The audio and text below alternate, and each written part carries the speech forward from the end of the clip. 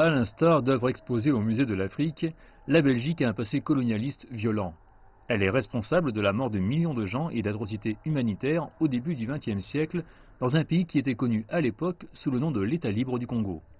Le musée de l'Afrique, à proximité de Bruxelles, qui a d'abord ouvert ses portes en 1898, présente ses excuses pour ne pas avoir fait face à la vérité plus tôt, comme il l'aurait dû. As a museum, as an institute, we also assume our responsibility En for the tant que fact that musée, en for tant more qu'institut, nous assumons la responsabilité du fait que pendant plus de 60 ans, nous avons diffusé la manière condescendante de l'Occident de considérer les cultures africaines et la manière de penser africaine. Le musée ouvre à nouveau ses portes après une rénovation d'un budget de 84 millions de dollars qui a permis la construction d'un hall d'accueil flambant neuf et d'un centre éducatif.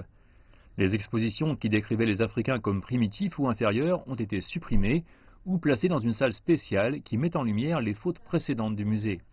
L'établissement déclare qu'il veut changer l'histoire et la raconter d'un point de vue africain. La monarchie belge n'a jamais présenté ses excuses pour les atrocités commises dans l'État libre du Congo. Le double L, symbole du roi Léopold II, figure partout dans le bâtiment du musée. Son régime brutal est blâmé pour ses crimes.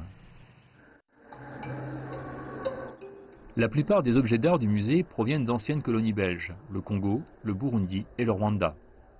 Le président français Emmanuel Macron a annoncé qu'il trouvait qu'il n'était pas correct que plus de 80% des objets historiques de l'Afrique soient dans les musées européens. Des groupes africains font pression pour que ces objets d'art soient rendus. Il n'y a pas de décolonisation sans restitution. Aujourd'hui, la question de la décolonisation comprend aussi la question de la réparation. Il faut réparer le mal qui a été fait pendant la colonie. Et je pense que le musée de Terre du Rhum ne pense absolument pas à cette notion de réparation. En tant qu'institution, le musée de l'Afrique implique maintenant bien davantage les Africains dans ses recherches. Et la direction veut le placer au centre du réexamen du rôle de la Belgique dans l'histoire coloniale pour qu'il devienne un lieu de réflexion sur les dernières blessures infligées par le régime à la société.